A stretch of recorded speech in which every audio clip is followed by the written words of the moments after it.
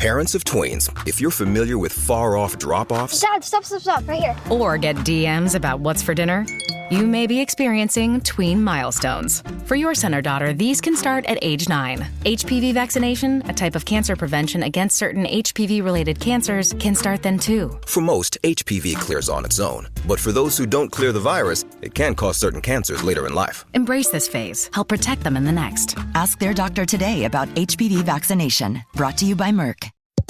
Mic check. 1, 2. Are we recording?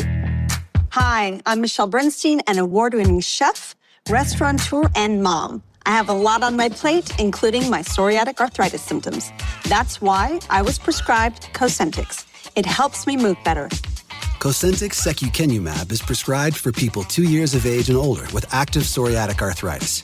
Don't use if you're allergic to Cosentyx. Before starting, get checked for tuberculosis. An increased risk of infections and lowered ability to fight them may occur, like tuberculosis or other serious bacterial, fungal, or viral infections. Some are fatal. Tell your doctor if you have an infection or symptoms like fevers, sweats, chills, muscle aches, or cough, had a vaccine or plan to, or if inflammatory bowel disease symptoms develop or worsen. Serious allergic reactions and severe eczema-like skin reactions may occur. Learn more at 1-844-COSENTYX or Cosentyx.com. Ask your rheumatologist about Cosentyx. This episode is brought to you by Greenlight. Get this. Adults with financial literacy skills have 82% more wealth than those who don't. From swimming lessons to piano classes, us parents invest in so many things to enrich our kids' lives. But are we investing in their future financial success? With Greenlight, you can teach your kids financial literacy skills like earning, saving, and investing. And this investment costs less than that after-school treat. Start prioritizing their financial education and future today with a risk-free trial at greenlight.com/Spotify. Greenlight.com/Spotify. Brace the rudders! Raise the sails! Raise the sails! Captain, an unidentified ship is approaching. Over. Roger. Wait, is that an enterprise sales solution? Reach sales professionals, not professional sailors. With LinkedIn ads, you can target the right people by industry, job title, and more. We'll even give you a $100 credit on your next campaign. Get started today at linkedin.com/results. Terms and conditions apply. This episode is brought to you by Polestar. There's only one true way to experience the all-electric luxury SUV Polestar 3, and that's to take a test drive. It can go from 0 to 60 in as little as 4.8 seconds with the dynamic handling of a sports car. But to truly understand how it commands the road, you need to be behind the wheel. Up to 350 miles of range, the 3D surround sound system by Bowers & Wilkins. It's all something you have to experience to believe. So book your test drive for Polestar 3 today at polestar.com. Learning through play starts with Lego Duplo. With Lego Duplo, toddlers can develop real-life skills while having fun with colorful bricks made just for them. Large, easy to grip, and safe to explore. When children express themselves with Lego Duplo, they build patience, problem-solving, and empathy. See your child learn perseverance and self-expression with everything they imagine and create. Visit lego.com/preschool to learn more. If you went on a road trip and you didn't stop for a Big Mac or drop a crispy fry between the car seats or use your McDonald's bag as a placemat, then that wasn't a road trip. It was just a really long drive. Ba-da-ba-ba-ba. At participating McDonald's. Welcome to the HCI family of podcasts. We're your source for personal, professional, and organizational growth and development. We share our own original research, explore industry trends, and interview executives and thought leaders from across the globe. Join us for practitioner-oriented content around all things leadership, HR, talent management, organizational development, and change management. Maximize your personal and organizational potential with the HCI family of podcasts.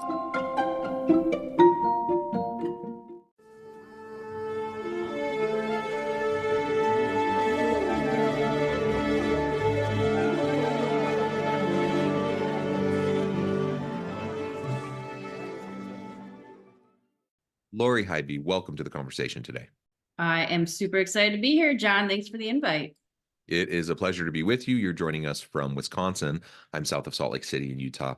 And today we're going to be talking about how to be a networking superhero. I want to be a superhero in my next life, and I probably can't attain that in the here and now, but I can get a little bit better at networking. And it's not something I love to do, but I know it's a necessity. And so I know I need to learn how to do it better. I think you're going to help me and help my audience to better understand that today. As we get started, I wanted to share Lori's bio with everybody. Lori Highby is a podcast host, speaker, educator, and founder of Keystone Click, a strategic digital marketing agency. Using her vast multi-industry knowledge gained from experience and education, she has the ability to see the potential of greatness within the already established good of a business. Through strategic, actionable moves, she has worked with Fortune 500 companies to help them achieve their marketing goals. Lori carries her energy and drive into her professional engagements in order to empower and educate other fellow lifelong learners. Now, I could go on, Lori, but I'm going to pause there. Anything else you would like to highlight by way of your background or personal context before we dive on in? Oh, I'm an open book, and I love lifelong learner is probably the best way to position that, but anything related to business and marketing, I love talking about that. Very good. Very good. Okay. So let's talk. Let's start framing this up then around, this networking superhero idea. Why do you think of it as like a superpower? Why would we think about trying to become a networking superhero? Yeah, that's a great question. One that no one has ever asked me, and I appreciate that. But the reality is,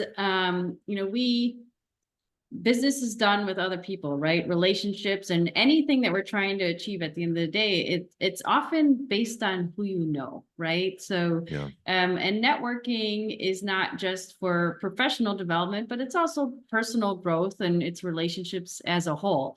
So being a superhero means that people are viewing you as an asset, right? And they're viewing you as someone that can provide value to them as well. So this superhero positioning is twofold. One, I just love superheroes, so I thought it was a fun play on it. But two, why not try to elevate and be positioned as the very best of something? Yeah, absolutely.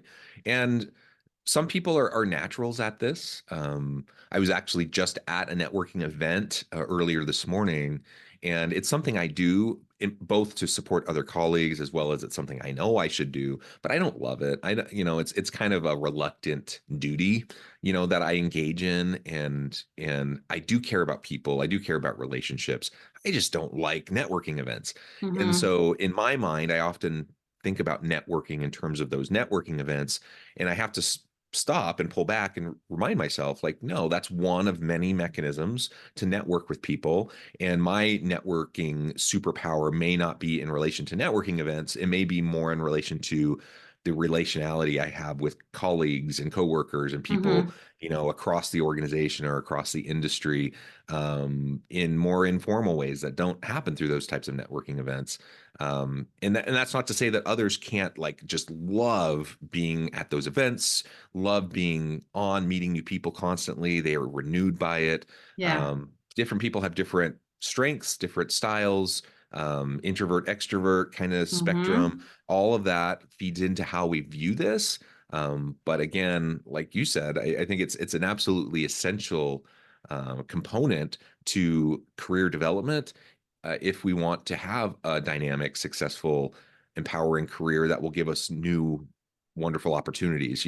And if we kind of get sucked into our own head and do our own thing, it's nice. I like the idea of my work speaks for itself. I've heard people say that a lot. I've probably said that before as well. My work speaks for myself. I'm productive. I achieve. I do great work. People can see that. They'll notice. They'll want to hire me. Yes, to an extent. But will they know about what you're doing without the network? Will there be enough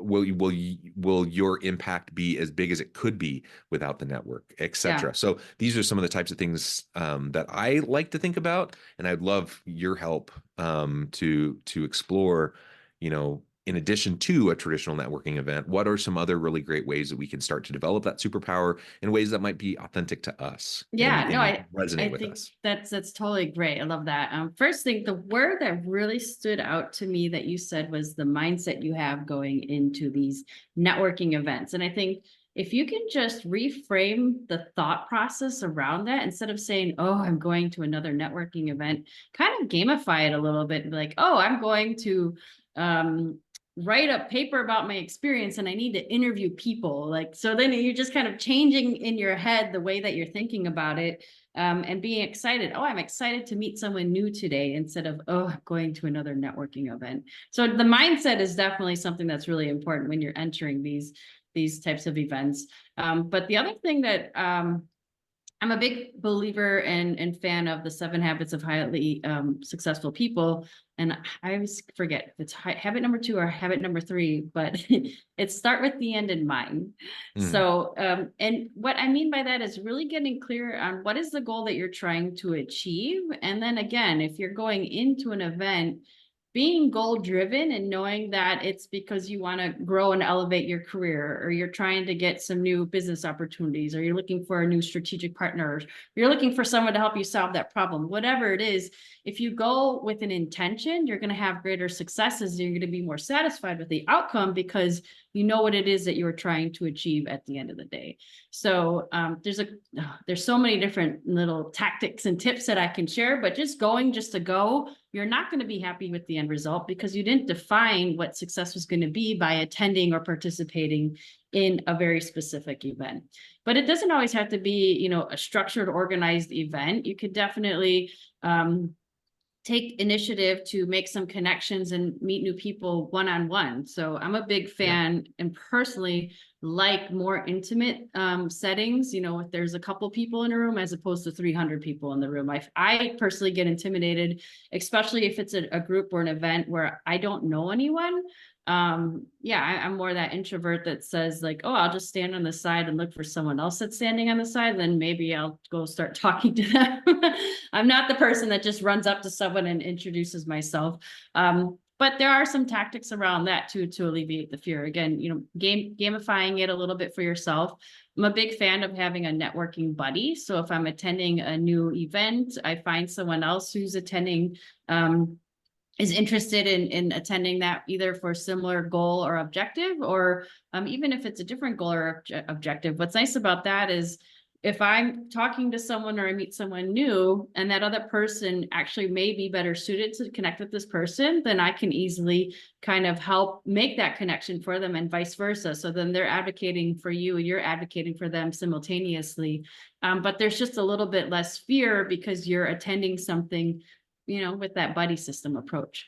The other thing that I found to be quite successful is if you're not really satisfied with the way events are happening or organized networking groups, is to create your own group. Again, it's defining what it is that you're trying to achieve. And then surround yourself with the folks that are going to help you achieve that goal at the end of the day. I love that quote by Jim Rohn. You're the average of the 5 people you spend the most time with. So really evaluate, who are you spending your time with? Are they helping you to achieve your goals? And if not, maybe it's time to either create that group of individuals that's going to help elevate you or achieve your goals, or find that new group that does, make you or help you achieve those goals at the end of the day. Yeah, I think those are great ideas. And again, to reiterate, beginning with the end in mind, always having some sort of a purpose behind what you're doing is going to be helpful, whether we're talking about networking or anything else, right? Yep. So you're just going to be way more productive. You're going to have a better experience. You're going to get more out of it when you have an intention behind what you're why you're involved in that activity, whatever it may be, and especially if it's something that you don't naturally lean towards. If it's something that maybe you see as a little bit harder or stressful or anxiety inducing, having some sort of a real purpose and intention behind it will 100% help you have a better attitude, help you have a better frame of mind going into that type of an event.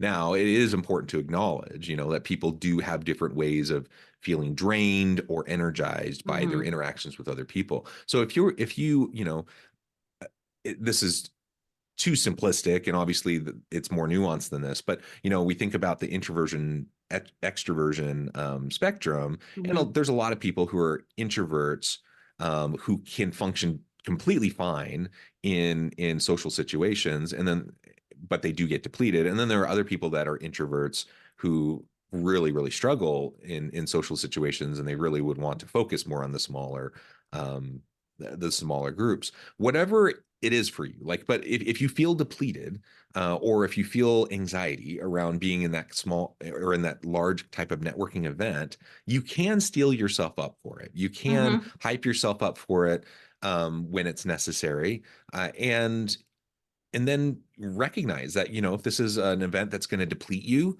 plan like, what are you going to do following this event to be re-energized, to recharge your batteries, and build that into your day, build that into your schedule, so that it is something you don't have to be so concerned about, or something you have to dread. But we all do stuff we don't love every day and as part of our jobs, and a networking event very much maybe that necessary component that you don't love, but you need to do. So let's have a good frame of mind. Let's have a good intention. You also highlighted the fact that, there are a whole slew of other ways that we can build our professional networks, that we can build our personal advisory boards, that we can connect with those around us, so that when the time comes, that we might be looking for a job, we might be looking for a new project or that next opportunity, but it could just be looking for advice. Like, I'm happy where I'm at, I'm in a new role, or I'm working on a new project, I'm in over my head, I'm not quite sure how to address this issue. To have people you can lean on, that you can go to, who you trust, who have your best interests in mind, that is hugely powerful. And as smart as you may be, you will not have all of the answers, and you will not have the ability to address every single problem that comes your way. That's why we surround ourselves with the best people we can. That's why we create those personal advisory boards. That's why we have trusted advisors that we can lean on when there are challenging issues. And that doesn't just happen magically. It doesn't happen overnight. That's something that you have to be committed to, developing those relationships over time, and making deposits in the relationship bucket with those individuals continually, right?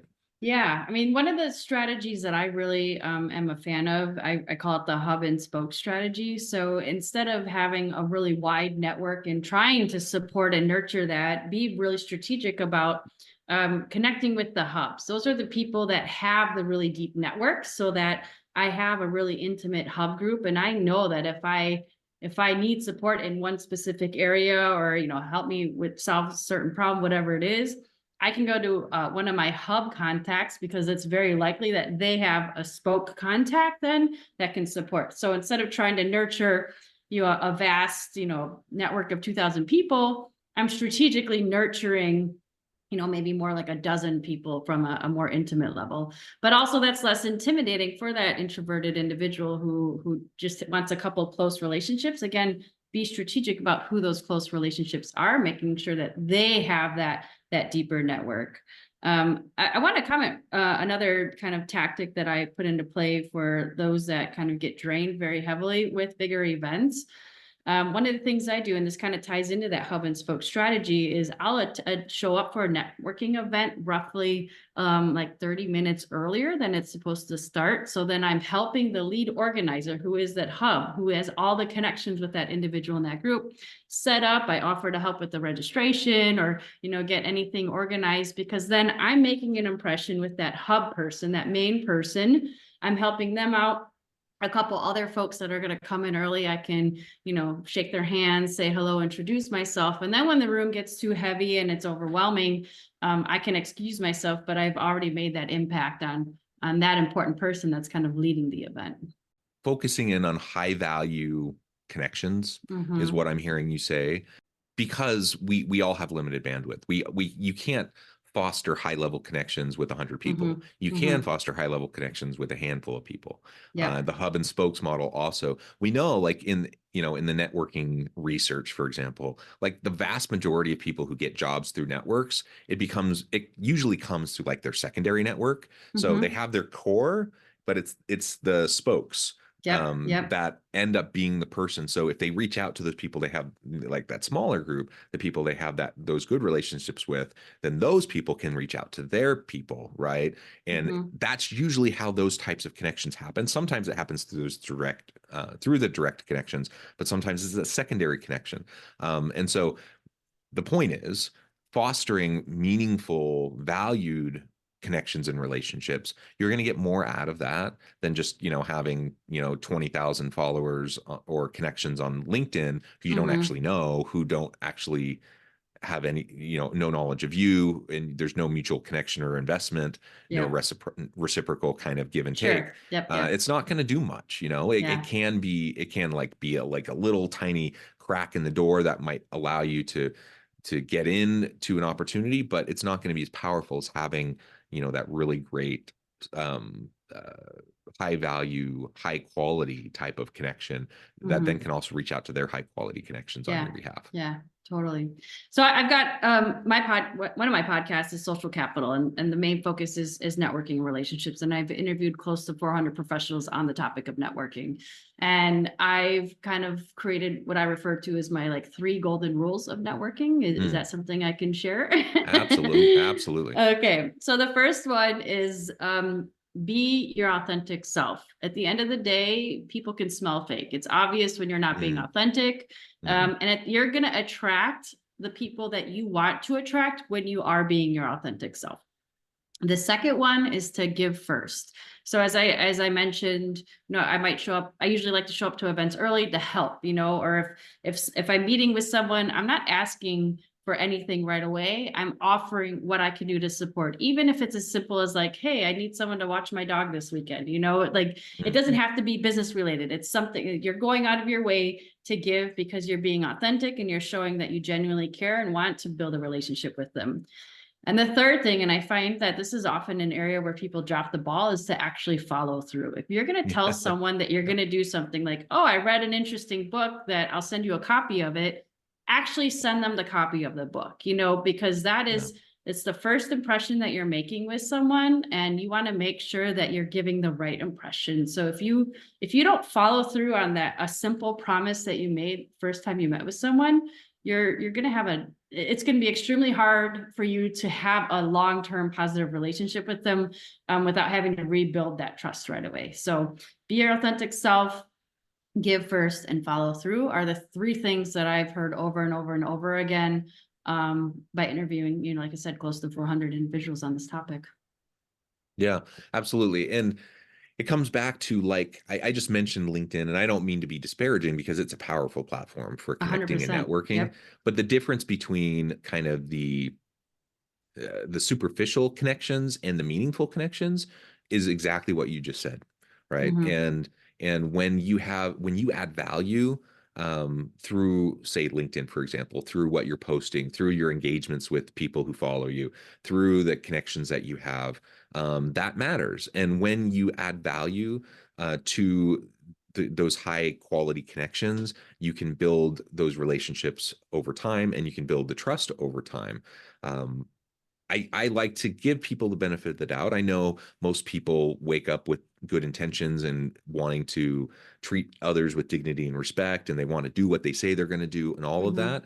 The reality is we all get busy. We all get sometimes overwhelmed. We oftentimes will have the best of intentions to do what we say we're going to do, but we fall short. And so I think most people will be, they understand that, and most people will be forgiving, but you're 100% right that we are setting ourselves up for a harder slog of trying to develop trust when we don't follow through with the simple things. So, under promise, over deliver. That's what we always say, 100%, right? And so, yep. and don't say you're going to do something if you don't know that you're going to have the capacity to be able to do it, because you're not winning over anybody by, making outrageous claims, by saying you're going to be doing all sorts of things that you couldn't possibly do. So I have to admit, like, when I am interacting with a new person, a lot of times they'll say something like, hey, I'll send you a link to this thing, or I'll do this, or I'll do that. Most of the time, I don't think it'll happen, just because I've had enough of those interactions. And then when it does happen, I'm really pleasantly surprised. I'm like, oh, that's great. They followed through. If it doesn't happen, I don't take it personally. I don't think like they're like a horrible person or anything or whatever, but I just, I'm like, okay, well, this probably isn't a particularly high priority for this person, and we'll see where it goes. And maybe something else will happen in the future. But like you said, it's starts you off on the wrong foot. And it's not necessary. Like, people know that you can't be everything for everyone all the time. And so just be thoughtful about when you're making promises, when you're committing yourself, and then follow through as best you can whenever you can. And if you can't directly follow through with what you said you're going to do, at least follow up to say, hey, I'm sorry, I couldn't get to this, but I just want to let you know that I'm here and that I do look forward to meeting with you, or whatever. Like, just have that brief follow-up comment. That will go a long way, even if you didn't end up being able to do what you said you wanted to do in the first place. Yep, totally. 100% agree with all of that. And that's genuine, to your point. Like, everyone lives that every day. Like, we do the best we can, but we know that we're not going to be perfect. Things happen. Yeah, that's okay. But be transparent about it. Yeah, exactly. Yeah. Well, Lori, I know the time, I need to let you go. But before we wrap things up for today, I just wanted to give you a chance to share with the audience how they can connect with you and find out more about your work, and then give us the final word on the topic for today. Yeah. So I am very active on LinkedIn. I really put a lot of emphasis on providing value. I try to post something of value every single day. So just look for Lori Highby. Otherwise, you can check out our website at keystoneclick.com. Final tip. I would say the way you're going to stand out is to do the ordinary things extraordinarily well. Yeah. Be consistent. That's the most important thing. Thank you, Lori. It's been really great to talk with you. It's been a pleasure. I encourage the audience to reach out, get connected, find out more about what Lori and her team can do for you. And as always, I hope everyone can stay healthy and safe, that you can find meaning and purpose at work each and every day. And I hope you all have a great week.